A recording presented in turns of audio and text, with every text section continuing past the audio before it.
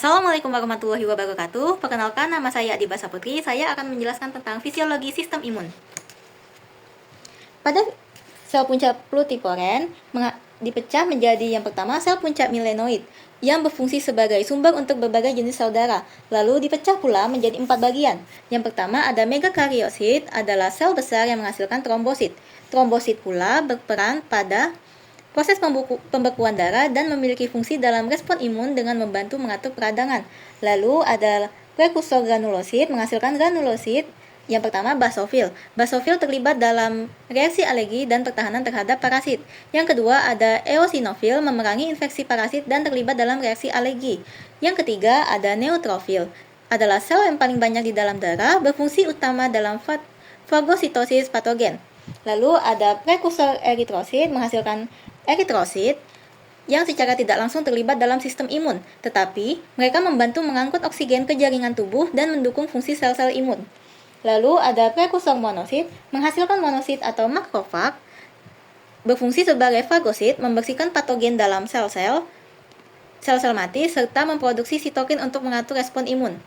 Lalu pada sel puncak limfoid pula bertanggung jawab untuk memproduksi limfosit B dan T.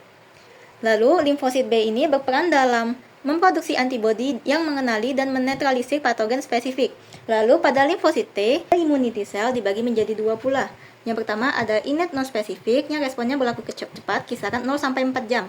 Pada mononuklear pathogenesis system terdapat makrofag yang menghasilkan patogen dan sel mati serta memproduksi zat yang menarik sel imun lain. Lalu ada dendritic cell menangkap dan mempersembahkan antigen kepada sel T. Ada monosit untuk berperan dalam fagositosis dan berkembang menjadi makrofage atau dendritic cells. Lalu ada komplement protein memperkuat respon imun dengan membantu menghancurkan patogen dan meningkatkan fagositosis.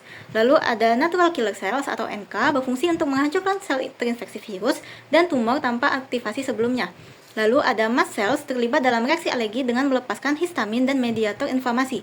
Lalu ada granulosit terbagi menjadi 3, yaitu yang pertama neutrofil adalah sel pertama yang merespon infeksi melakukan fagositosis. Lalu ada eosinofil melawan parasit dan terlibat dalam alergi. Lalu ada basofil melepaskan histamin selama reaksi alergi pula. Lalu ada YT cells mirip natural killer cells dapat juga mempresentasikan antigen. Lalu ada natural killer T cells adalah kombinasi antara sel T dan NK mengatur respon imun terhadap lipid. Lalu ada adaptif spesifik yang responnya berlaku lumayan lama, yaitu kisaran 4-14 hari. Lalu pada humoral terdapat sel B menghasilkan antibodi untuk mengikat dan menetralkan patogen. Lalu ada seluler terbagi menjadi 2 pula, ada CD4+ yang berfungsi untuk mengatur respon imun dengan sitokin. Lalu ada CD8+, menghancurkan sel terinfeksi atau tumor secara langsung.